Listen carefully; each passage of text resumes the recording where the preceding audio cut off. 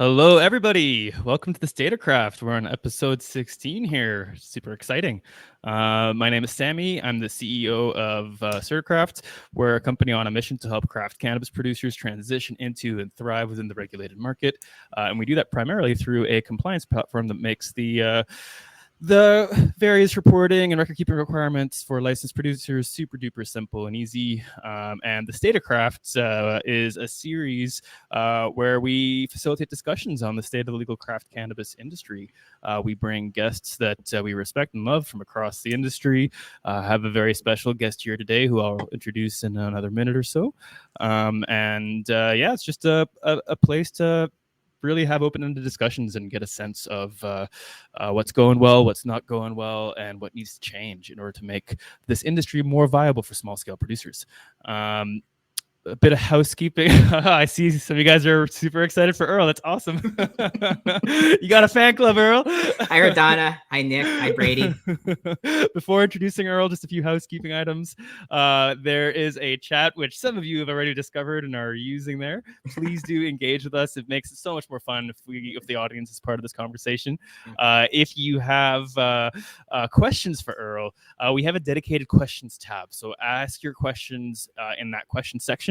What this system allows us to do is to upvote and downvote different questions that you like, and at the end, when we get to the Q&A section, we'll just go through an order of most popular, and we'll do that till we either run out of time or run out of questions. So not only ask your questions there, but also upvote questions that you also want to hear the answers to. And hi, Lisa from the Hazy. Nice to see you again. So without further ado, it's my pleasure to introduce to you Dr. Earl Oliver is what I meant to say there. No, it is not okay. You are a doctor. You have earned that right to be called Dr. Earl Oliver. You will not be called Mr. Earl Oliver on this podcast. So with that entrance, do you want to say a thing or two about yourself, Earl? Let us know who you are. And my name is Dr. Earl Oliver. I never call myself that, but I'm a PhD in computer science turned cannabis entrepreneur. Most people know me for taking the reins at formerly Vodus Innovative Pharmaceuticals and turning it into Gnome Star craft cannabis, and launching some really great weed into the recreational market through Shelter, who was your guest last week. Mm-hmm. And then I'm also known for leaving Gnome Star. They weren't paying me, and I had to make the tough decision to move on, and told the community exactly why. Unfortunately, LPs screwing people is not new in this industry, unfortunately, and I've just been keeping really busy since moving on. Cool. Do you want to tell us at all about what you've been up to since moving on before we get into the main discussion here? Or save that for later? No, I mean, it's cool. I spent about 2 months actually after leaving working with Brandon Wright and Tyler Kibler. Brandon's best known for baked edibles and starting Dynaleo. And Tyler Kibler is was Aurora's manufacturing guru. No one knows more about pre-roll manufacturing than Tyler, in my view. And we spent 2 months essentially trying to get a co-op going, similar to you see the BC Craft Farmers Co-op. They're trying to get a space going to be sort of the catch-all processor for as many micros as we can. Mm-hmm. I know you talked to Ben and Shelter last week, but essentially just another one to do co-packing. Our mission was to help the micros, just to be to be a catch-all for all their product, not just not just quads, but everything. Mm-hmm. And and then also do co-packing for other larger entities that there are large entities that essentially want to get out of manufacturing. They just want to be a brand house, almost like Coca-Cola, who just wants to essentially sell the syrup water. There are companies that just want to, they just want to, basically just be the brand and do marketing and sales, and then have you do everything else. Mm-hmm. And that was essentially our model. And we were going to take over the Aurora Air facility in Leduc, but that sort of fell through. We just couldn't get the financing together. And then for the past roughly 5 months, I've been I've almost sort of fallen into the role of that kind of the professional cleanup artist. Knowing the entire, sort of operations of a cannabis facility, as well as, the supply chain, right to the end sale, knowing that whole path. I've sort of, I'm doing a lot of technical due diligence, essentially analyzing defunct facilities, putting together operations plans. And, if you can buy, just as an example, there's the Aurora Mountain facility for sale. I think it's listed for like about 1.3 million on an auction right now. A small fraction of what Aurora put into that facility. It costs well over 20 million to build that. A lot, yeah. I mean, I'm under NDA. I can't say anything that isn't public, but if you can buy a distressed asset of that scale, for example, for 1.3 million, even if you only operate 1/10 of it, what 1/10 is essentially a micro. It's about 10 micros in one in terms of scale. If you can just start turning it on and managing cash flow, there is a serious business to be had there, turning around these distressed assets. So that's something I am really enjoying. But I am starting to think about the future and where to plant my own roots. So maybe is that all? Okay. I was going to ask more, but you just said we'll talk about that later. So we'll talk about that later. And it's fun, being a cleanup artist, but you're not building something. You're not building your own equity. So yeah. Radonna, person in the chat who said that it would have been so great about the co-op. I just have to say, I have. Sorry, 1 second. His or her profile says that they're the founder of Nutmeg Disrupted. I'm so curious about what Nutmeg Disrupted is. That name is a great name, and I have no idea what it's about. I can attest firsthand that Radonna's edibles are amazing.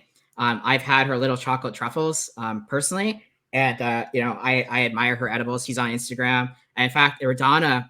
So when we were launching this co-op, we sort of wanted to have some flagship products that like we were going to do an infused honey, Metalluca honey. It was it was going to be like $300 a jar because it's like imported from New Zealand, made by I don't know, bugs or something. Not bees. Is it that black honey that they have in New Zealand? It's I forget. It's like Metalluca or I forget. I just forget the word of it. I've never had it. I can't afford it. Yeah. But we were looking for flagship products to essentially come to the market with. And in fact, Radonna's edibles were we were talking to Radonna, and unfortunately we weren't able to bring her stuff to market, but I can attest firsthand that they're amazing and they're available on Gord's North 40s Medical. Awesome. Well, there you go. Anybody listen to this. There's Nutmeg Disrupted. You're welcome, Radonna. That's nutmegdisrupted.com is where you can go find information about them. Look at that, Radonna. You came to join this little podcast and you're getting a shout out for free marketing. Isn't that great? This We're all in the community YouTube as well. You'll be seen by hundreds of people. Awesome. Radonna is a big part of the community. I mean, maybe we'll talk about this, but it's important to support the community.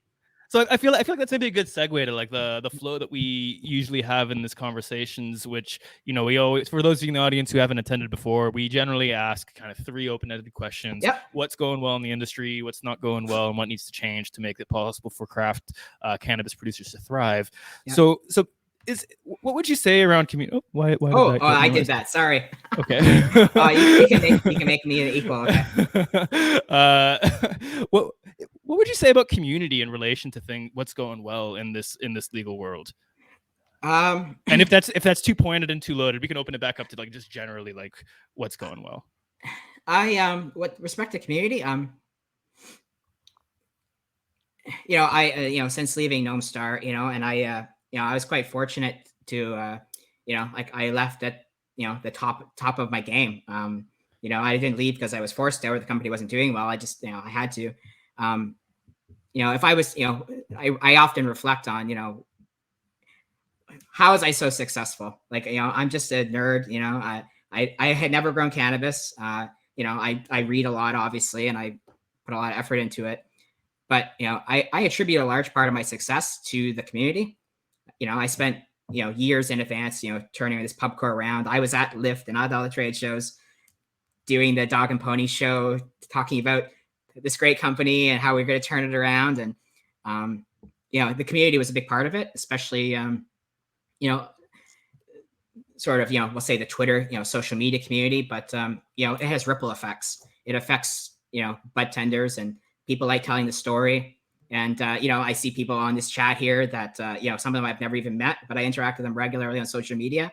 I've never met Radonna, and I just plugged her business for nothing, So the network effect, to be technical, of the community, I feel is essential to building your brand. Essentially winning the market, winning the people. I often, with Kate, for example, I often mention, it's sort of like Gladiator, when the emperor is like, win the, or the, not the, the slave owner was telling, him to, like, win the crowd. If you win the crowd, you'll win your freedom. But, with respect to cannabis, if you earn the respect of the community, through hard work and taking ownership in your work, and, being accountable to your work, you'll do well. You'll do well, I think. And I've heard you talk about that. You gave a talk at, I think it was the Growing Summit a little while ago, where you're talking about kind of your work on Reddit and Yeah. you taking ownership for both the successes and the fuck ups that you had with Gnome Star, and how that was a huge part of you finding success with that brand. Yeah, absolutely. Reddit. So budtenders, here's the problem. Essentially, I think there was an article on StratCan a few days ago. But there's essentially an explosion of brands. There's an explosion of brands. There's an explosion of SKUs. Ontario is about to open up, the flow through model. I'm sure with direct delivery, BC will have some kind of similar flow through model, where you essentially just list all your SKUs. It's going to be just 10,000 SKUs. And, basically, cutting through that and getting to the customer is going to become increasingly essential. Do you? I know we were chatting before, and you had thoughts around that. Sorry. I basically forgot where I was going with this string, but basically, Reddit. All the budtenders are on Reddit. They get an order sheet with 200 SKUs. What's good? Is such and such micro? With Bubba Kush, is it any good? They go to Reddit to look for reviews, and for look other people's feedback. So being in there, engaging with budtenders is mission critical. And is this like our cannabis? Like, what's the subreddit that these people are hanging out on mostly? /r Canadian LPs. Canadian LPs. Yeah. And you'll see there, if you look up Gnome Star, you'll see me thanking every person, giving feedback. We had a comatose kush that was too dry, and I explained why, to every person. Yeah. So it's like, yep, it won't happen again, and we're sorry. But okay. It's when you're selling a craft, like an artisanal craft product, it's really important to be accountable. You're not megacorp. You're just, you're small. You're like 2 or 3 people. And that's the one way to do it. And I think also, just like as human beings, if you don't have a great experience with something, and you say, hey, I didn't have a great experience with this thing, and the person who runs that company, was in charge of that product, reaches out and you're like, hey, thanks for letting us know. I'm sorry to hear that. Yeah, I agree. We fucked up in XYZ. Like, that makes me then feel good as the person who had that bad experience. Like, okay, you actually care. You're trying to reach out to me and rectify the situation. Absolutely. Now my respect for you has grown. Absolutely. And the other thing too is, budtenders, when someone walks into the store, a new person, they literally say to the budtender, what's good? They can see the menu. There's like 30 to 40 SKUs of dried flower, and they just say like what's good? You want to give them a reason, not to say, the name of your competitor. You want to be a person that's like, yeah, Earl's in here like last week, and like I know the grower. He was in here talking about it, and I smoked a joint with him on the back of his shitty Ford Focus. Like, that's what makes the sale. No one wants to, or I would argue that no budtender wants to say, oh, you should try the latest Megacorp XYZ, greenhouse mid, or Megacorp mid. I shouldn't bash greenhouses, but Megacorp mid. Be a person, be someone that they can have a relationship with, even if it's just like, they admire your work and they want to support you. Yeah. And I could tell you, like, so I don't use cannabis with THC anymore because it makes me really paranoid. But I've discovered in the past year or two that I can handle CBD flower, and that's been a real joy to be able to bring back in my life and help me relax in times where I need relaxation. And I went to like a dispensary here in Nelson, where I live, and all they had was Pure Sun Farms Cannatonic for CBD, Yeah. and I didn't really want to support the literally biggest LP in the entire world. And so I said that to the woman. She's like, you know what? They might be the biggest LP, but they're really awesome humans. Like they treat us with a lot of respect and a lot of care, and a lot of companies don't.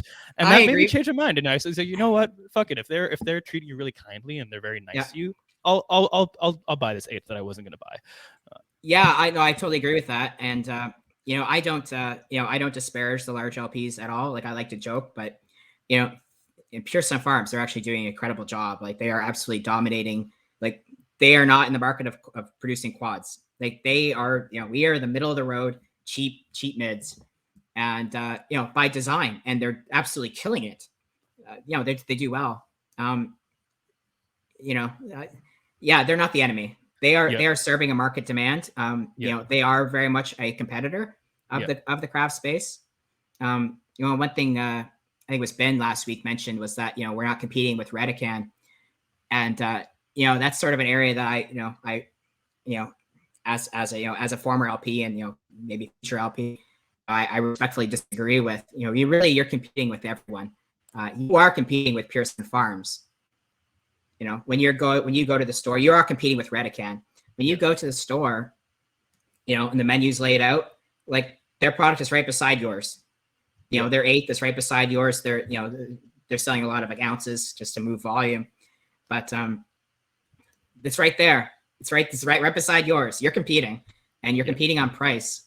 So, when I think about sort of how to position a brand and how to compete with Goliath.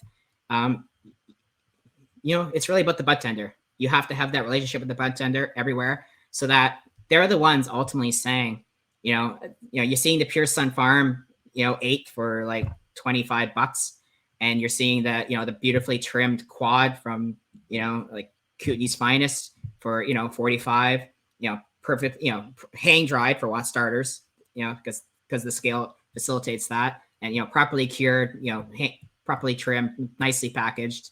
You need that bud tender to essentially say, well, for an extra, $10 or so, or even, for an extra $20 in some cases, like this is what you get. And like, tell that story. Yeah. And so in summary, the relationship with the bud tenders is critical in your opinion. Like that's something that as a small scale cannabis entrepreneur, you really need to focus on that. Is that what you that's the number one thing that I attribute my success in the industry to. Like our cannabis was great. Like it was really good. It was, and there was a lot of love went into it, but ultimately it was the bud tender as well as the, the store owners in some cases. Like that's in a small scale store, the store owner is kind of the operator, the bud tender as well. Like that's no different from like the smallest scale of craft cannabis. Yeah. And, especially in the more crowded markets, we weren't in, we had one limited drop in Alberta. But one thing I'm observing is that, as the larger markets become more taken over by sort of conglomerate retailers that also have pay to play, most of them have a discretionary component of their buying strategy. But by that, do you mean that like each individual branch has its own discretionary for their region? Yeah. Okay. Yeah, like basically the bud tenders have some, it's almost like a perk for them that they get to participate in the buying process. But there are a lot of the chains where they can actually like ask for stuff, and in a crowded market, that's the difference between selling cases and not selling cases. Yeah, giving them a reason to, hey, you got to try the the whatever XYZ from so and so. Yeah, cool. That's awesome. That's and all what we're talking about is all like at the end of the day, it's community. It's what it all comes down to. Like, do you actually participate in the community? And if you do, and you do it in a way that's healthy and positive and respectful, like and you actually have good product. That's a critical piece as well, of course. Yep. You have to deliver on the product, but there's a lot of people delivering really well on the product. And and as I think it was Kip mentioned last week, like the craft segment of the market is about 5 to 7%. Now, the one good thing, to sort of answer your usual question, what's good in the industry is that every quarter you see the massive mega corps, the big companies, you see their chunk of the stacked bar graph, and it's getting smaller and smaller every quarter.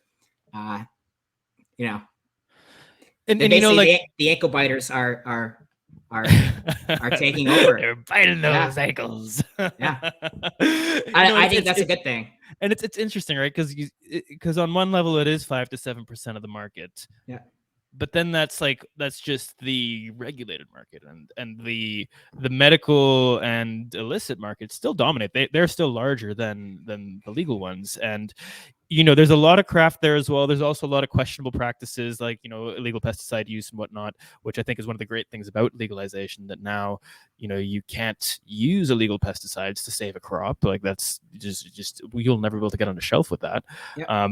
But I see, as it becomes more and more viable to transition, that 5 to 7% is going to become 10%, 15%, 20%, 30%. Oh yeah. Like, I see that becoming a far bigger. I see that being over 50% at some point in the future. How I maybe that's just me being completely unrealistic about what the realities of having like a corporatized market is like, but I don't see that as a far-fetched outcome.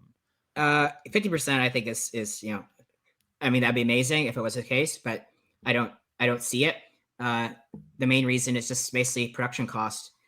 There are if you can go out there and buy $99 ounce, we can do the math backwards, and sure someone will drop into the chat. But you're talking about like sub a buck, like a buck a gram, like Pure Sun Farms. You can buy, and this isn't a secret. I mean, you can buy basically a buck, like whole, like bulk, like a buck 25. If you buy enough, you could probably buy it for as cheap as $1 a gram. So is this an LP to LP sale you're talking about, or what are you? Yeah.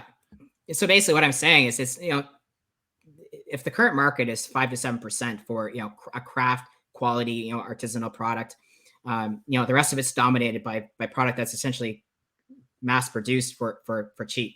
Like you can get high off of a $99 ounce just as well as you can get high off of a $50 eighth, and I think there's a large portion of the market for which, they're always going to be a value shopper. Yeah. 10 to 15% I would buy, but that would be reflected with a correspondingly lower price. Like you'll be able to get a quad for $29 rather than $45. But also I think an important thing to recognize is that, first off, it's only been the last year and a half maybe where there have been an increasing number of truly craft producers that have started really getting their product dried, cured, trimmed, all the things to make it ready for sale.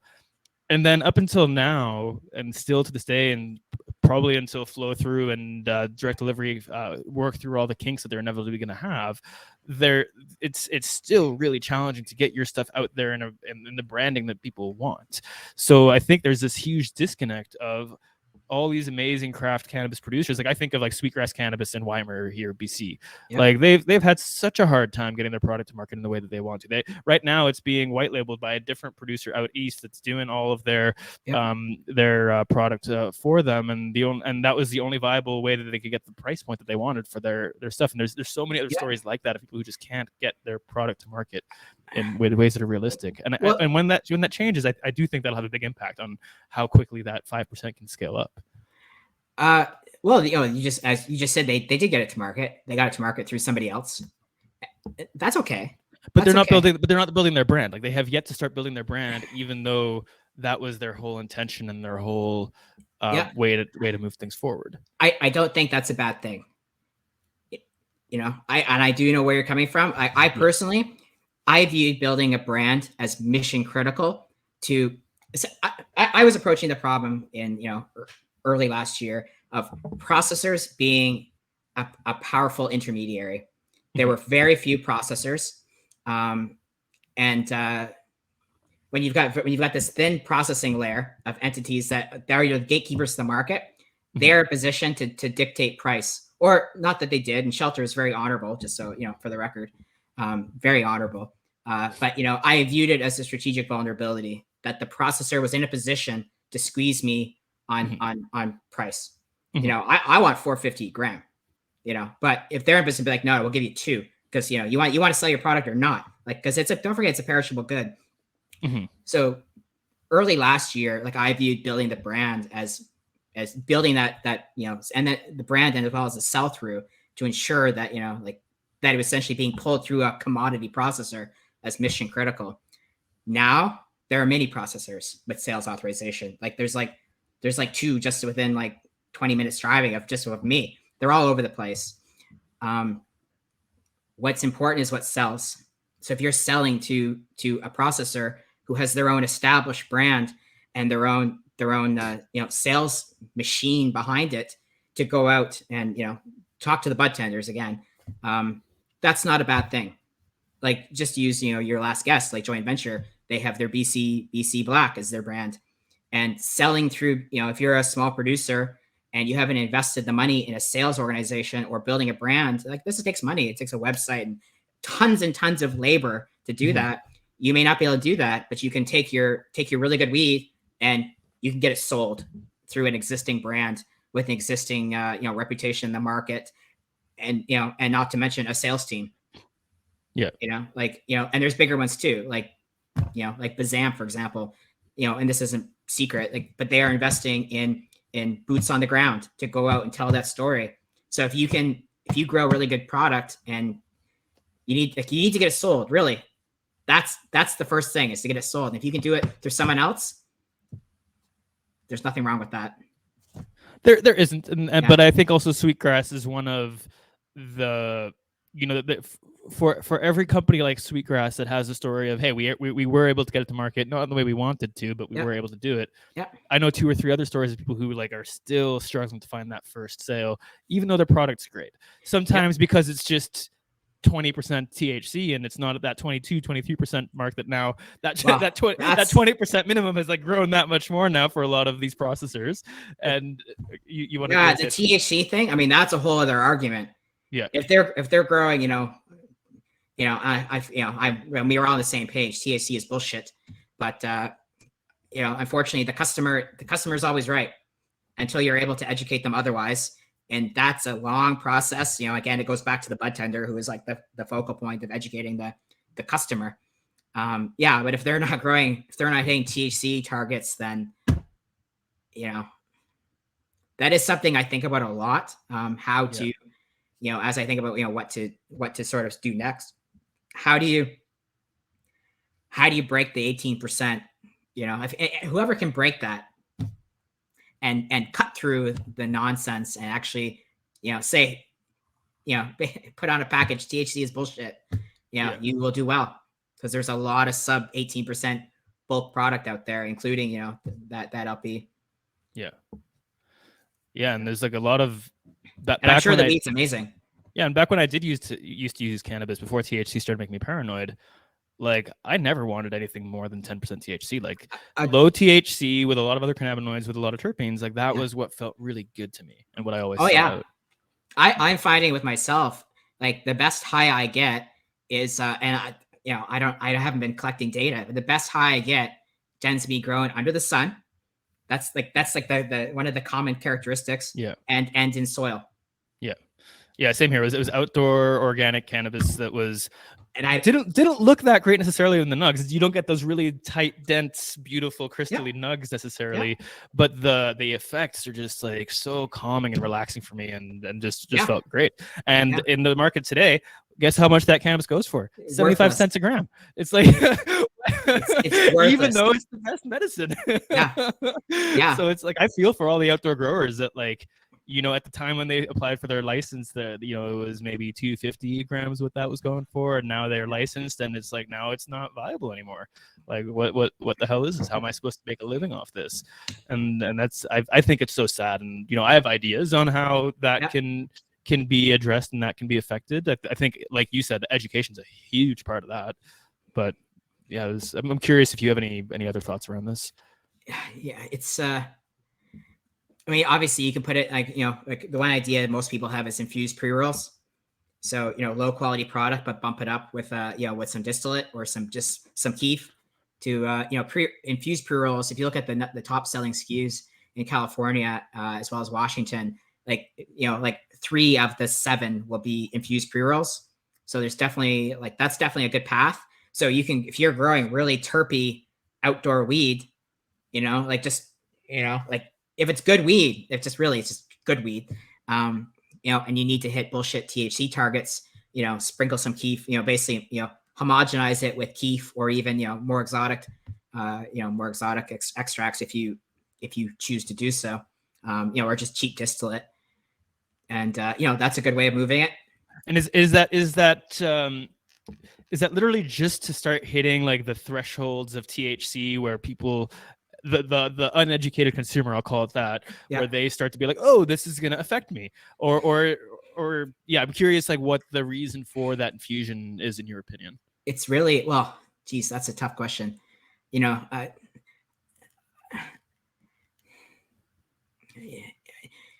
It's tough. It's tough. I don't have an answer to it. If I did, I wouldn't be sitting here. I'd be off doing it. I am thinking about how to sell, sub 18% THC. Like I just, just standing in the shower thinking that was something I do think about, how to essentially, propagate the narrative that THC is nonsense. It's, propagate the narrative in a way that you'll make it not about the THC, but maybe it's about the story behind it. Yeah. I don't know. When I figure it out, I'll let you know, and I'll. I've got lots of ideas about that, Earl. I want to book a time to chat with you afterwards because I don't want to sidetrack this conversation. I believe me. Yeah. We can talk all day long. Yeah, I think personally, and I'll just briefly touch on like kind of the ideas I've been playing with, that the medical sales license plays a role in this, in creating a marketplace outside of the typical market, like just a completely different path to market. Yeah.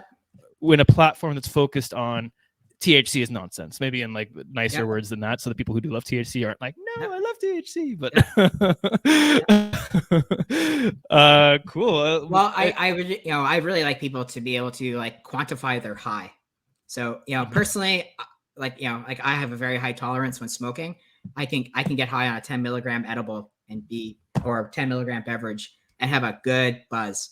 But I could smoke, like a cannon, like like a gram and a half of, whatever, and not even be high.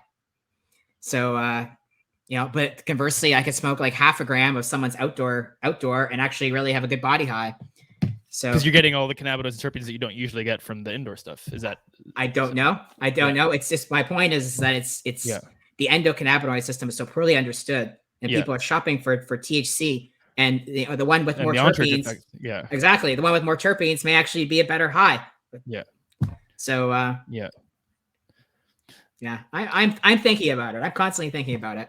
Cool. I'm glad to know that. I will hit you up after this call to sure. to see when we can chat next week. I want to pick your brain about your ideas and share some of my ideas with you.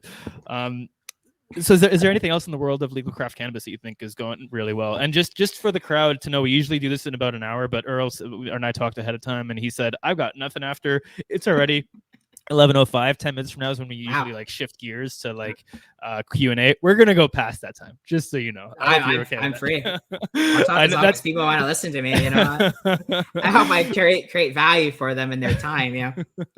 But I mean, the thing that makes me happy, and your guest last week talked about it. The provinces are becoming far more receptive to small batch offerings. Yeah. And when you tour retail stores, the one thing I always really loved was in their menu books. And this is pre-COVID.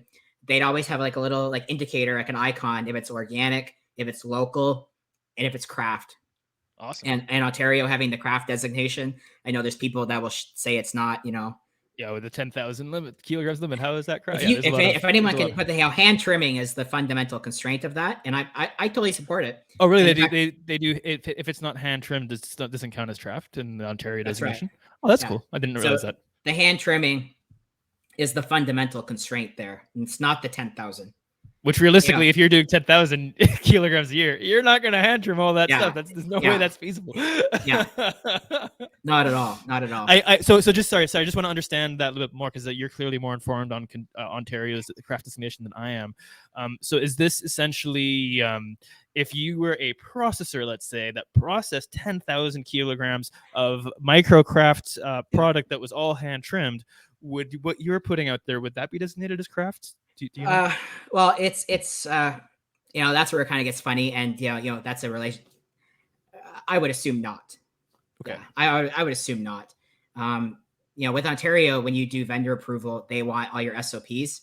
Mm-hmm. So, if you can argue that sand trim, but yeah, it would joint venture, for example, qualify? They're probably doing more than 10,000 overall. I'm sure that they would, and I'm sure all their partners would, because they would say, we package product per this specification. Yeah. So. Okay, that's what I meant more. Like if the processor could guarantee and prove that all of their cultivators are doing things at that level of hand trimmed, cured, all the good stuff. With Ontario, just using that as an example, you're registering SKUs. They have basically a call, and you submit SKUs, and your SKU would indicate hand trimmed, hand dried, properly cured. Like you have to hang dry it because there's a duration. And if you're just bucking and putting your read on cookie sheets, you're not you're gonna dry out way faster than the 9 or 10 days that their specifications require. Yeah.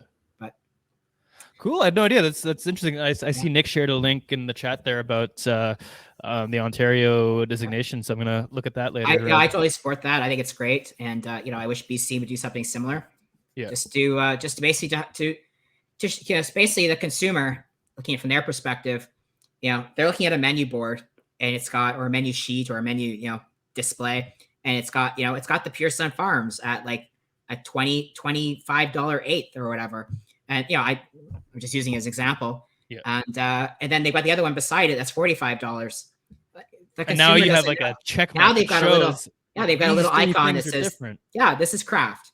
This is craft. What does craft mean? You got a big poster, Craft means hang dried to preserve terpenes, slow dried, over time. So it slowly pulls the water out, properly cured to homogenize the moisture, let the terpenes, develop, and hand trimmed. And by the way, we're also local. We employ local people, and and that carries weight. Like you said earlier, Earl, there's definitely a class of consumers that are just economically oriented, and that's, at the end of the day, it's just whatever's cheapest is what I'm going to buy. But there's lots of consumers out there who do care about things like that, and they wouldn't necessarily pay that $45 if they didn't have that information. But if now they have these very clear icons and check marks on the board that show them that no, this is the government of Ontario has validated and verified these things, and they're giving it this designation. I think that's huge. That's cool. I'm really glad you're talking about this, because I didn't realize it was that was kind of what was happening in Ontario. Yeah, you're giving them a differentiator and a justification for the increase in price.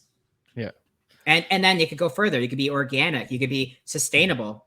Like for myself, thinking about what to do in the future, and I'm really looking to plant roots somewhere. But it's really important to me to be sustainable. To produce, and you saw me traveling the Kootenays, all summer, and learning about permaculture and just growing under the sun, and how to provide nutrients to the plant when they're just growing in basic soil without synthetic nutrients. And I think that's really important. And I think that there is a growing component of the consumer market that will care. They may not now, and we may not have good data, but the world is changing. Mm-hmm. And if you can produce cannabis, this recreational substance, medicinal substance as well, if you can produce it sustainably, I think that will be increasingly important in the eyes of the consumer. Mm-hmm. And maybe they'll pay a premium for it. Yeah, cool. Well, that's exciting. Okay, let's shift gears here. What do you think is not going well in the state of the legal craft cannabis industry? Overtaxation. Okay. Easily. I mean, I know your guest last week said that. We've had numerous guests. And Dan, to his credit, Dan has his Stand for Craft movement that, if you're out there and you haven't signed it, and then there was a follow-up survey where you actually provide financial information. Please do it. That's really important. If you're listening to this and you are a licensed producer, Nick just shared the link right there. And for those of you watching on YouTube, it's standforcraft.com. This data is going to various bodies within the federal government to try to shift the excise duty. I know I've talked to the MP one jurisdiction over from me, and the Cannabis Economic Development Council that I'm part of here in the Kootenays has talked to our local MP as well. So we have two different MPs that are shocked to discover what it's like and are now making noise for us in Parliament. And super important to get on this. Yeah, the taxation is absolutely suffocating the industry. Like, there's no other way to put it. Like, they're trying to milk a dead cow. It's just it has to end. Mm-hmm. Everyone's in survival mode. Squeaking by, but the government is making a disproportionate amount of money. And even at the provincial level, the 15% VIG, like, fuck off. Like, what's that for?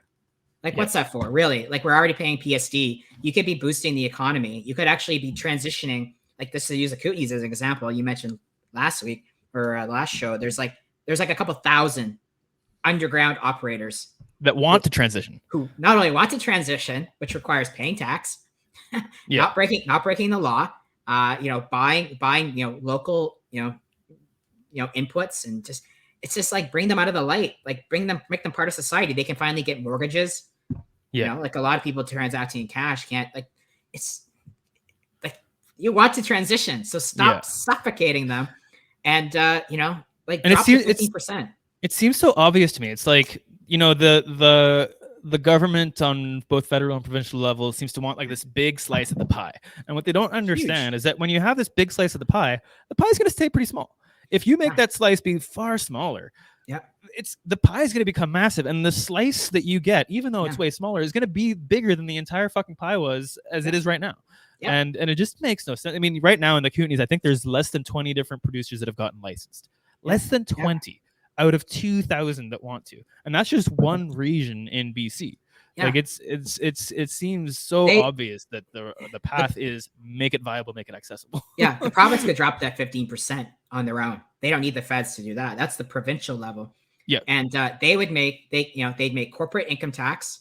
They'd have all this provincial income tax from all the employees who aren't taking cash anymore. It's obvious that it's wrong to suffocate the industry. Drop the tax, like, have all these people come out. Oh, and make the licensing cheaper too. I do get on some level that 15% market that the BC LDB has, because they have an entire cannabis division that was started for this industry. There's a lot of administrative requirements. I get that there's a lot there. Where I start to get really upset with what they're doing is now that they're rolling out this direct delivery program, where the whole point is we're going to step out of the way and make it so that we aren't a bottleneck and we don't have to do all these things. That tax isn't reducing, which just to use the BC, like, if they can't run their operation with a warehouse on 15% of the wholesale economy, then we need to go in there and clean house. Like, they can do it for a few percentage points. It would just be a very thin layer. And they are essentially just a dumb warehouse, just a simple dumb warehouse. No, they're not in the SKU selection business. To get into your next question about direct delivery, the province should not be in the SKU selection business at all. Like, it should be direct delivery. Everyone registers their SKUs. There'd be 20,000 SKUs, and the retailers decide what they want, and what market forces determine what succeeds. Exactly. So basically, once a certain number of orders for a certain SKU collect, like, you don't want to ship one case. You could really, but the way it would work, really, and I view direct delivery as not being very practical. I support all these regulatory toys that the government gives us, including Farmgate. It's great. Like, you take everything you can get, but from a practical perspective, delivering to the retailer across the store, sure, like, okay, fine, you can deliver to the handful of stores around you, but you want that provincial distribution hub. And maybe we can have two hubs, have one in Kelowna and one in Richmond. There's ways of optimizing this supply routing problem. This is not a new problem. It's been well studied by Amazon. The entire world. Countless industries. Yeah. So I think a more appropriate solution to the direct distribution is simply like flow through, like a flow through type model. And then like, orders pile up at the province, and then you ship to fulfill orders. And then the province as a central distribution hub then redistributes to everywhere, like Prince George and Nelson. And, they are really efficient at at the logistical problem of selling to everyone in the province. Okay, yeah. And so where's the balance with that, with then the direct delivery program? I wasn't going to ask you about it, but since you told me that's going to be your next question, now it has to be. I think it should really be like, instead of direct delivery, it should just be like, like direct order. Like people just order everything in the province, and the province is a central coordinator for the logistics. Okay, yeah. So you think that the province should still be essentially the central spoke for this, that's right, for this wheel, and that's that and that producers would exclusively ship to the province, and the province would then distribute out of there. Yeah. Well, look at Farmgate. Like, just say you're in Nelson, and there's like 5 stores in Nelson. As you start scaling this, it just becomes economically unpractical. Like, are you going to do direct delivery to, like, what is the threshold for which you don't want to do direct delivery? Would you go to Castlegar to do direct delivery? But it's a choice, right? I mean, that's what I like about the system, is that you can use direct delivery for the stores around you. I absolutely support the existence of it. And if you want to just do direct delivery, but the reality is that if you're say a producer in Nelson, or a producer or processor in Nelson, there's only 5 stores. So, you want to sell to Vancouver, to Prince George, to, Kelowna and everywhere else. And it's great having that option, but I think from an economic perspective, it just isn't practical. Yeah. Like, you're not going to use it. You're going to deliver it, like, some stuff locally, to save, for efficiency reasons, but most of your stuff, you're still going to want to send to the provincial, hub, so that they can sell it everywhere. Because, even a micro producing, roughly, 45 kilograms a month, 40 to 45 kilograms a month, like, you need to sell everywhere. Your local stores can't absorb that. They don't sell enough. And they also want diversity. Yeah. So you have to sell everywhere. Yeah. And really, you have to be in multiple provinces. You have to be spread thin, really. Yeah. The thing about the Farmgate and direct delivery, they're almost at odds with each other. If you're doing direct delivery, and you're in a position to be selling large volumes locally, you don't want to do Farmgate. Yeah. You don't want to be selling and competing against your retail partners. Ben mentioned last week, stay in your lane.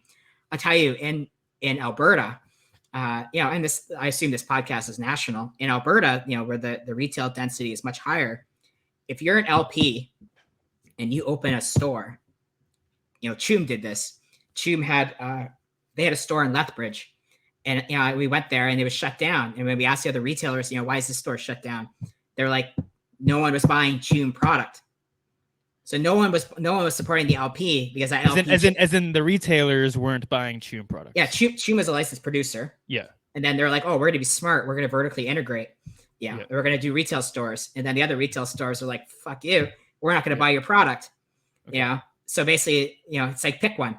Yeah. So if you're a retailer, or, if you're a licensed producer, and you decide, one day to, open a Farmgate store, you are in direct competition with your neighboring retailers. So, I support doing it. And I personally would do it if I was to start over. I would have that I would do it, but I would be very, very careful navigating that. And it's not, from the perspective of a licensed producer, it's not about making money. It's actually about connecting with the customer. It's about building the brand, building that brand experience, and that, that relationship. It's not about selling the weed. What you do is you'd sell very, very little, and then you'd refer to you'd send the business to your neighbors. Yeah. So okay.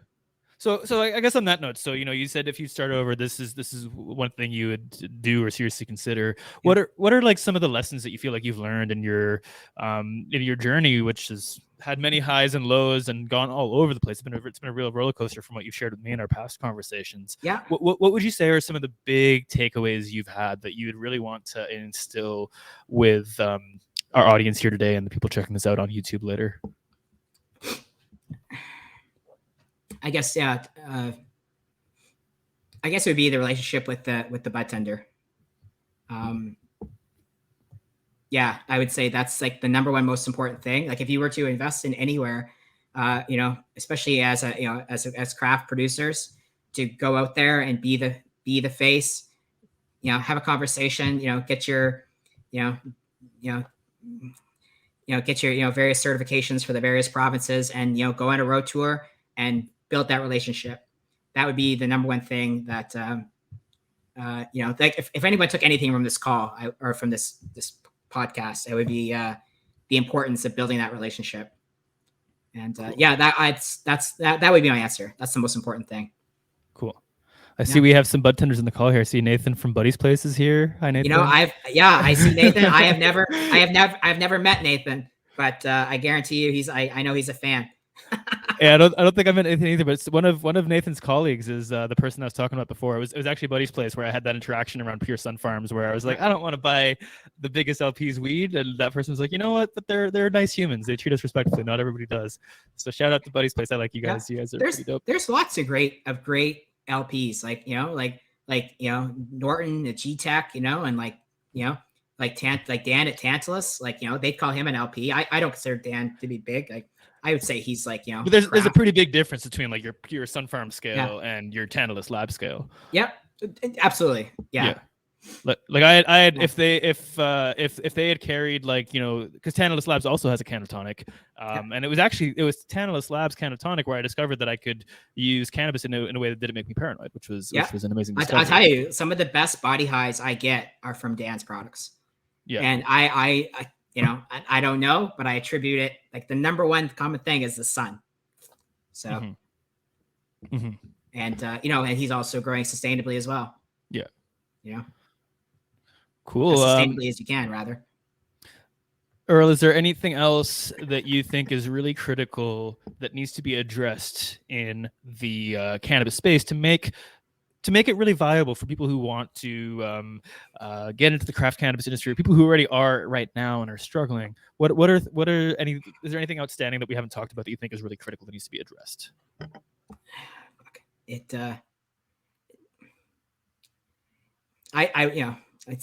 hard to say. It depends on how they're struggling. I guess the number one thing is keep costs low. That's you are competing with megacorps, whether you accept it or not. You are competing with them, and there will be continuous price compression. It's inevitable. As the market matures. That would be my be laser focused. Don't get into the game unless unless you have the ability to really deliver. Growing cannabis at scale is hard. Sort of in my consulting work, I do encounter a lot of people that got into it thinking that it would be easy, and they just build this beautiful building, and then they go hire a grower, just a random person. And it's like, oh, the grower can't operate at 2,000 square feet. And then the owner's like, oh, fuck, I built this whole building. What do I do? Don't get into it unless you that's sad. It is sad. But it's someone else's opportunity. Yeah.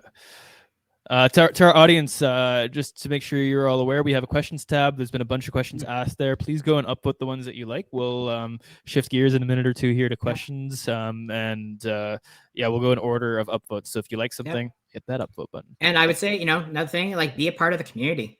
I was just a computer scientist nerd. I had never grown cannabis. And, people gave me a lot of value. Like a lot of other people in the industry gave me value, supported me. And, that's why I give back as much as I can and just be a part of the community, pay it forward. And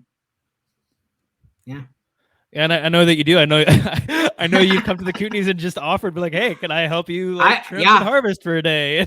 I have lost track of the number of people that I've helped, and I've got nothing in return, and I'm happy to do it. I think it's fun. Because what goes around comes around.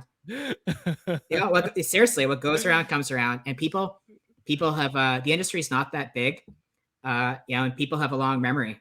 Yeah, and people like to talk. They like to talk, and I hope that no one ever has anything bad to say about me ever. but there are a lot of like dishonorable people, and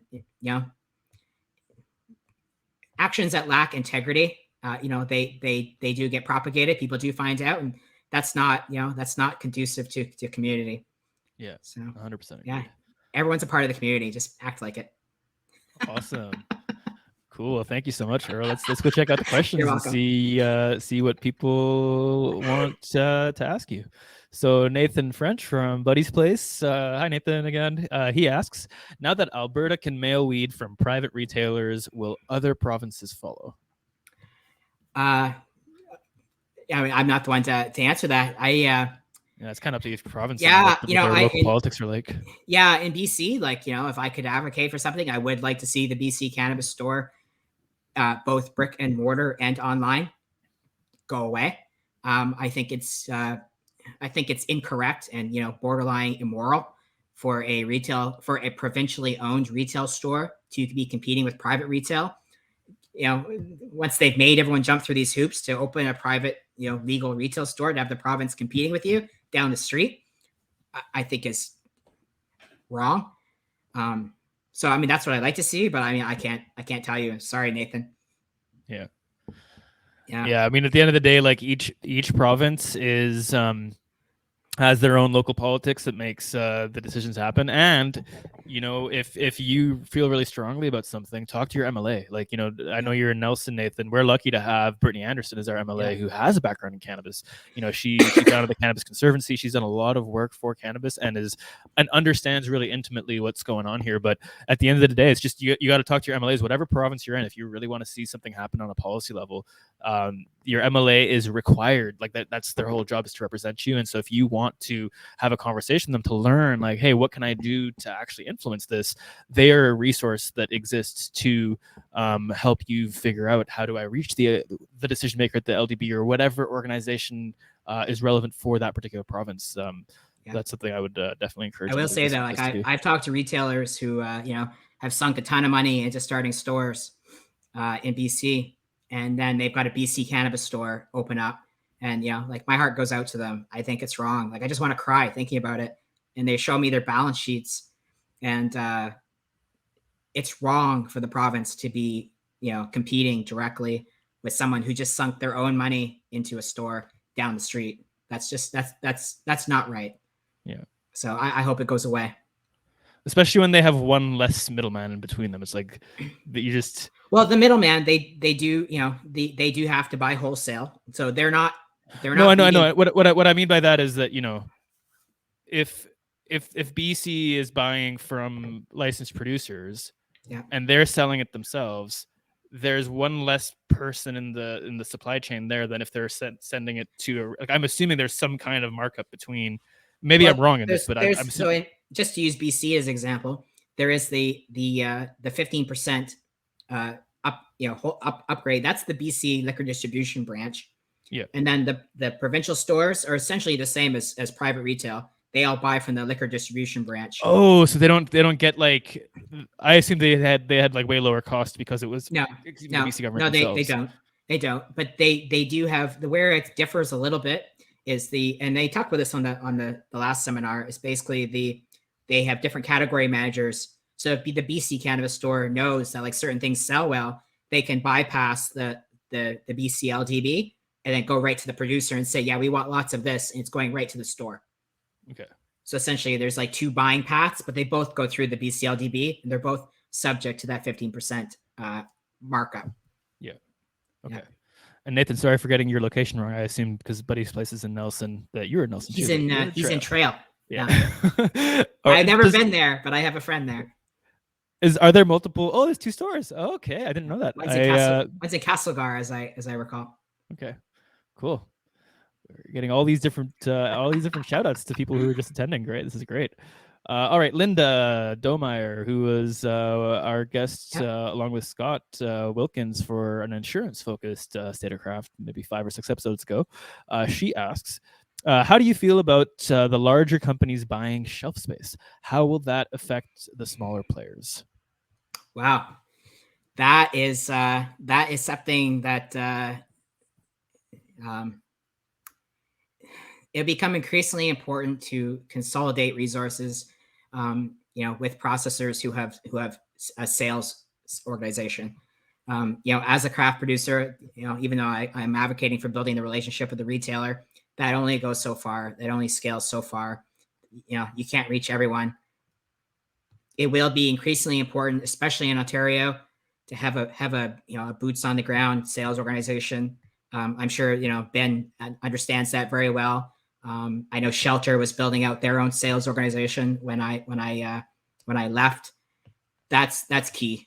So the answer is basically boots on the ground and going to the stores and not competing with pay to play, but essentially advocating for that discretional buying. They almost all have a discretionary component.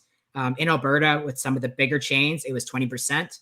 And the store managers will tell you, like if you go into I don't want to drop any names, but if you go into a major chain, the store manager will usually tell you that 20% is allocated for, our discretion, and they can bring in things that, customers request, or, someone's made a compelling pitch. So yeah, boots on the ground and appeal to their generosity. Mm-hmm. Cool. Yeah. Linda asks a second question. I'm not 100% sure I understand it, but maybe you will. What do you think about Sask, which I assume is Saskatoon, co-op situation for distribution? I believe it's been a while since I've really looked at the Saskatchewan rules, but you can deliver directly to the store, and you can also deliver directly to there's also a warehouse like distribution hub built into the model. I totally support it. It's about efficiency. It's basically just about reducing the amount of transportation. And if you can ship to a single point rather than driving to, all over the place, just the economics takes over. And I support anything that reduces cost, because shipping is a major cost. Linda, when you said co-op in that question, was there something different you were referring to, or has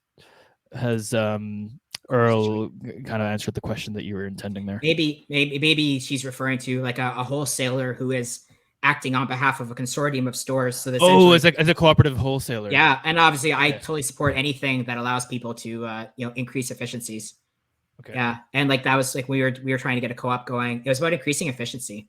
Yeah, being a centralized point where we could take all product in, all of it, and really work on the relationships with the actual sales part that comes. Well, as the processor, our mission was to basically deploy all of your cannabis. Yeah. So you've got a quads. Quads go here. Mids go here. LARF goes into the massive extraction pile. Like that's that was sort of the problem we were trying to solve. And then having products that would basically products that we these silos or these pathways that you can dump product into. Mm-hmm. Like let's say you are doing beverages. I mean, you can do beverages with distillate. So all your garbage, or I shouldn't say garbage, but just low quality bud, could just go into the big distillate pile, and then just do in-house distillation. Yeah, and then like mids can go into pre-rolls, and pre-rolls is a massive category. You don't want to put hand trimmed quads into a pre-roll. You just want to put popcorn and low value cannabis into that. Yeah. I'm imagining like a pre-roll where there's literal bits of popcorn inside there.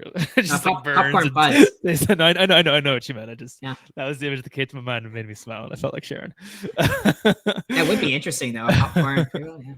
I think it would be terrible because it would burn. Like it would burn in a way that's not pleasant. You get a lot of just charcoaly. I concur. I also don't want popcorn in my pre-roll. If it was infused popcorn. Okay, no. Moving on. Marty asks if ankle biters are taking over. Then he asked us actually at the beginning of the conversation, and we got into answering that right after. He was asking about how the 5 to 7% market share will be. To better answer the question, like the line. Wait, before you. Talker, I'm just going to say it loud fully for anybody on YouTube because they can't see this interface. Marty asks, if the ankle biters are taking over, then what will that do to the 5 to 7% market share for craft cannabis? Take it away, Earl. Yeah, and we should tell people the ankle biters refer to the Hexo CEO making some comment about these ankle biters. Meanwhile, they're losing market share and he's taking home $30 million a year. So it's like he just invited criticism. And yeah, I love the reference. But basically, the line between, between craft cannabis and everything else, it's highly blurred. There isn't like this clean interface where this is craft and this is not craft. There's a spectrum, and as producers get into producing cheaper stuff, they're willing to sacrifice quality a little bit and still produce a craft product. That blurring line will simply just keep shifting down to be 10% and 15%. Yeah, for me, like I and this is going to get very philosophical, but I as I sort of think about how to position next in the industry, it's going to sound really fluffy, but I like to I don't view myself as being in the cannabis business so much as being in the I'm trying to maximize happiness. And to maximize happiness, you can produce either an amazing flower or a very cheap flower, and there's a cheap high, a really good high that's expensive, but there may be somewhere in the middle where a lower quality by various objective and perhaps subjective metrics is compromised in some way for a corresponding increase in value. So outdoor is a really good example. There is really, really, really good outdoor, especially in the Kootenays, that is being grown, and it's not hitting THC numbers because maybe the plant isn't stressed out so much because it's got all this nutrient and all this beautiful UVA and this beautiful natural spectrum. And maybe the poor plant isn't stressed to the point where it makes 30% cannabinoids, Seriously. But guess what? Because for all of you listening here, like THC has been shown to be a stress response of the plants, just in case that comment is not landing for you. So Yeah. Sorry to cut you off in the middle of that strato. No problem. To make sure that was clear to our audience. Yeah. So, I mean, I told people this, but I was interviewing to run Whistler. And, once I started going down that path, I fell in love with the idea of growing organically and, living soil. And then, along with that, not cycling, artificial nutrients, not going through massive amounts of cocoa. Like, we were going through roughly $3,000 worth of cocoa, like all the time. It's just like out, I donate it, but it's a waste. And, we were using a lot of synthetic nutrients from a really great company. But, I don't want to do that. I want to grow organically at reduced cost. The result of that is, and also under the sun. And I don't want supplemental lighting. I don't want, we had 83,000 watts of light at my last operation. And with that, we had 40 tons of cooling and tons of dehumidification. The electrical bills, and as well as our impact on the environment, in terms of carbon emissions is sickening. Like I feel guilty at how inefficient we were. And, moving forward, I want to be more sustainable. I want to be, more natural. And a result of that, doing this social good, I may only produce cannabis that has 18% or, heaven forbid, 16%. Oh no. The flip side of that, and I would by all of our generally accepted metrics, I would be out of the craft space. I would be, low, I would be fluffy, but the converse of that is that my production cost is extremely low. I don't know if I agree with that. I don't know if I agree that you'd be out of the craft space because, like, well, we can argue. I mean, you're right. Sun-grown, organic. I personally, I'm assuming you're hand trimming and doing all that. Like, how can you get more craft than that? Like, it's not gonna be like your AAA, quadruple A, whatever you want to call it. You're not gonna be. You're right. You're not gonna be a dense, beautiful quad. You may be a little airy. Now, I would go out and claim to be craft. If it's an artisanal product, I would make that argument. And I think I'd be successful doing it.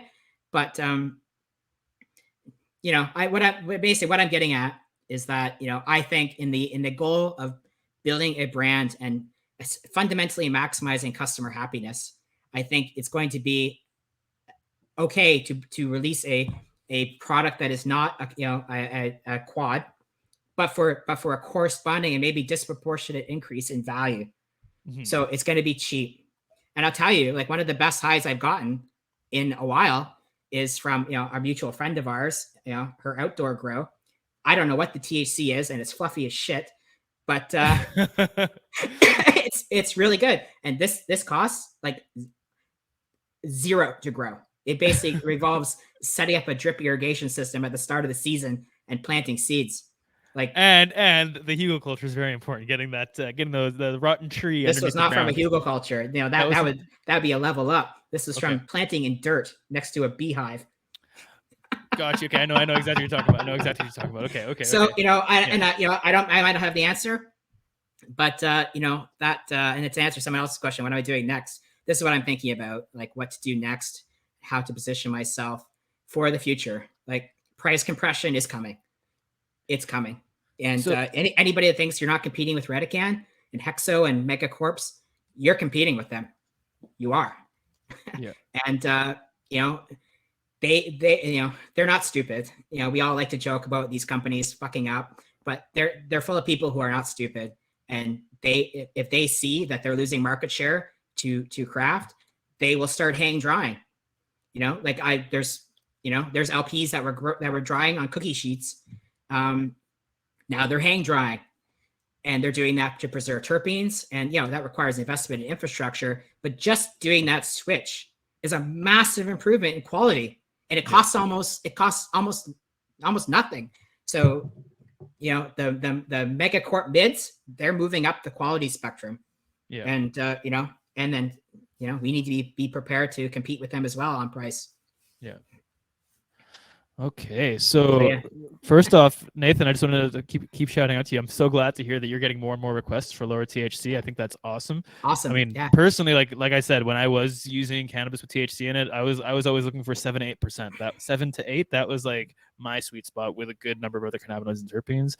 And I would love to see that be like, to me, like that's like the equivalent of, I want to go into to me, if I were to walk into a cannabis store and there was like a 7% THC with a nice maybe like 5 to 6% total other cannabinoids, another 5 to 6% terpenes, to me that's like I am gonna have a glass of wine, or I'm gonna have a nice craft beer when I get home after work. I'm just gonna roll up a joint, smoke that doobie, and just really relax. Yep. And that doesn't exist. Like right now, the only thing that you have is hard liquor. It's just weird to me that the government would really just be focusing on that in their decision making process. So I'm stoked to hear that you're getting more and more requests for lower THC options. That is great. Yeah. Awesome. So we have a few more questions. I'm only gonna pick only gonna ask the three that were here from earlier. Nathan, I'm not gonna ask your question about guano and what it was like to grow with that, unless you want to jump in real quick and answer that. Yeah, I mean, it's I was actually trying to overdose my plant on nitrogen, and guano is just highly nutritious, and you know, it's a very effective additive. And for those of you that don't know, guano is bat poop. Yeah. And it's highly nutritious. Try it is all I can say. Awesome. Okay, so the last three questions.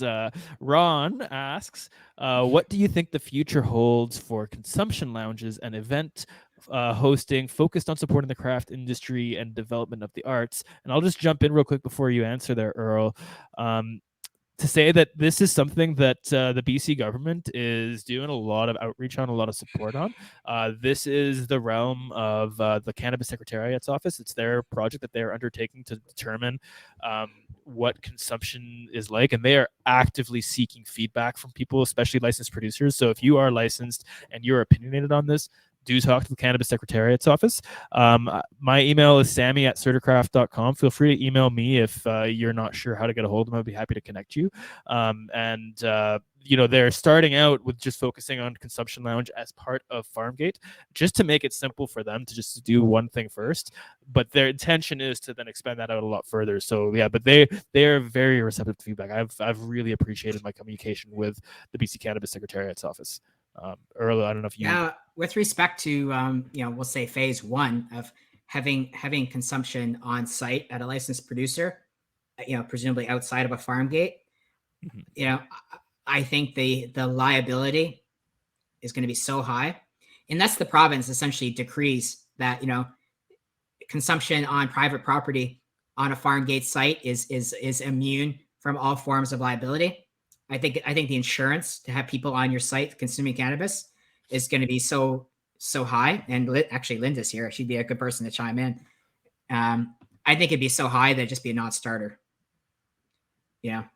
Unless you've got a big disclaimer. You can consume cannabis on this site.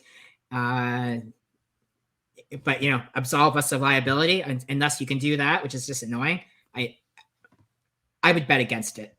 That being said, I know there are consumption allowances, pre-legalization, and if there's a market for it, great.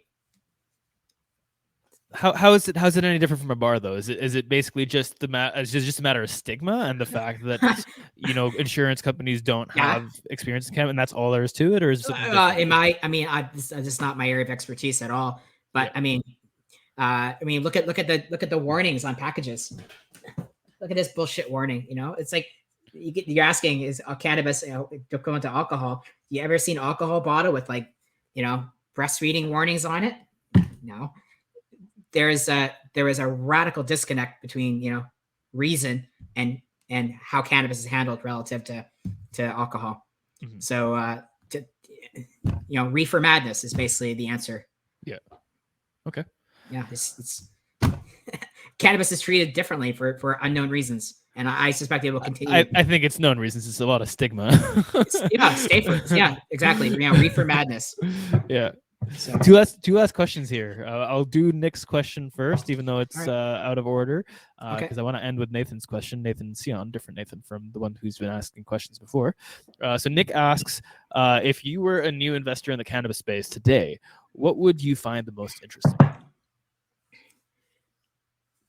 Doing outdoor growing. As an investor? Well, if I was to invest in something, it would be a business that this is all craft focused, and that's kind of my interest. I love the idea of competing in that top 5%. I love it. And that's as a consumer, that's where I live.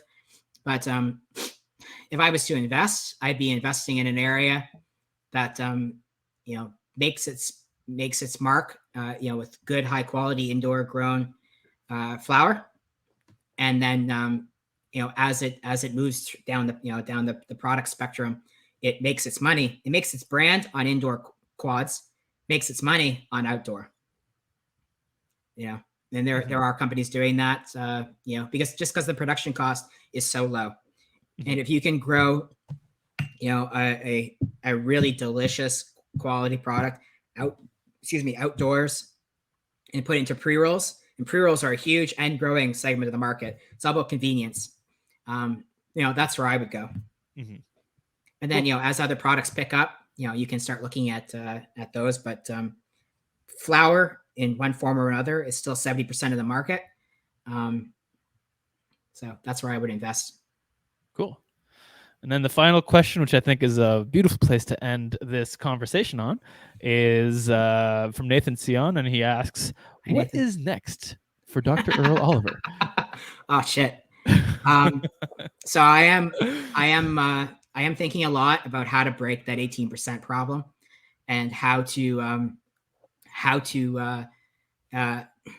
essentially transplant the idea that it's not about the THC. And if it was possible to not even put the THC on the label, on the package rather, I would. But I've been collecting data, and I've been looking at how to position a product in the market, price wise, that will essentially be a conduit for offloading low THC flower. And it's about convenience. It's about just cheap high and having fun, and not the stupid THC percentage. So I'm thinking about it, and that's sort of one side project, one sort of thought experiment rather. But I am looking to, I've been having fun consulting, and I really love doing due diligence on these gigantic, unfortunate, defunct facilities. I find it fascinating just to understand their processes and why they failed and how they could succeed going forward. But, I am really looking to plant roots somewhere, and, launch a new brand that's focused on sustainability. Mm-hmm. And growing the best product possible. I love growing, sustainably, in living soil, absolutely under the sun, with minimal supplemental lighting. I've been sort of thinking about how to exhaust.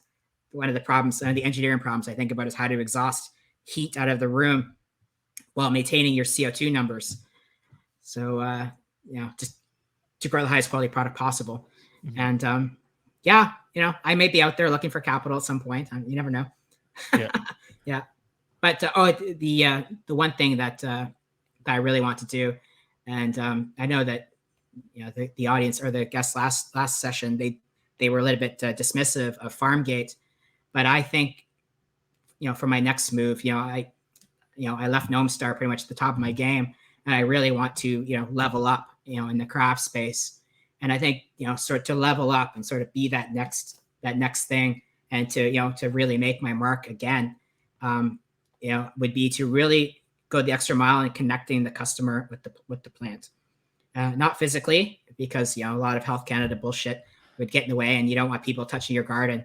But I really think to level up in the craft space, you need to really connect the customer with the product. And I want if I'm lucky enough to build a facility of my own, I want to basically have like viewing corridors, just like a winery, where you can look in and see the plant. You can see how the process is made. You can see how the rosin's being pressed, and how your outdoor crop is being washed for hash. Like, I want to really see that. And while you're there, you can do some Farmgate. Farmgate's almost like a loss leader. It just gets the customer in the door. Like, I want to be a tourist attraction, to make it brief. Like, I want to be a destination. I've been looking at land in a fortunately hasn't been bought along a major highway, and I've been talking to the municipality to basically figure out the zoning and everything. And I want to build a tourist attraction with high visibility, a lot of drive past traffic, and have my hybrid greenhouse with a large outdoor crop behind it. So that's sounds like a great dream. Yeah, I'm slowly putting the pieces together. Raising capital is obviously a ton of work. Yeah. Not very many people want to write $5-6 million checks, but that's down the road. Awesome, man. Well, I'm excited for you. The best of luck with that, and I will hit you up to have a conversation next week. I'm curious to chat a bunch more about some ideas that are percolating in my head. And anytime, call me anytime. Yeah, awesome. Well, thanks, Earl. Any last thoughts you want to share, or is that a good place to wrap up for you? Thank you very much for having me. And the bio that Nick put out for me was very, very flattering. Thank you, Nick. Nick's done a pretty great job putting together all the write-ups recently on the social media around this CertiCraft podcast. Yeah. And for anybody in the audience, if you want to reach out to me, my email is earl.oliver@gmail.com. I'm quite active on social media, and I'm always happy to answer questions as best I can. Awesome. Yeah, thanks. Well, thank you so much. For our audience, our next session in 2 weeks is going to be with Don and Carol. They have been in the retail space in the traditional market for decades now. They started back in 2004, if I'm not mistaken. They were actually arrested, spent time in jail for their work there, and then when they got out of jail, they decided to do it again, and they started Weeds, which became one of the biggest retail brands across Canada in the traditional market. And in the past few years, they've shut down that operation and transitioned over into the legal world. They now have a couple different legal retail operations, and I believe they're also working on a micro cultivation license, if I'm remembering correctly. But Nick just put the link there to the next State of Craft, and you guys can read again Nick's writing on Don and Carol, and I'm sure it'll be a really interesting conversation, I think, to get the perspective of people who've been there in the traditional market, done time literally, and their transition into the legal world. Like, what kind of learnings have they had in that journey, which has had many ups and downs, and yeah, I'm really, really curious to learn about their perspectives and what they see in this legal craft cannabis industry. Thank you all for being here today. Thank you, Earl, again, for being an awesome human and for being our guest here today. And if you're watching this on YouTube, hit that like and subscribe button. Yeah. Bye, everybody. Oh, and for those of you watching on the live storm thing, you'll get a replay available within like a minute or two. So just hang out here, don't close the browser, and you can watch to the beginning if you came halfway through and missed the start of this conversation, and you're curious to do it right away. Bye.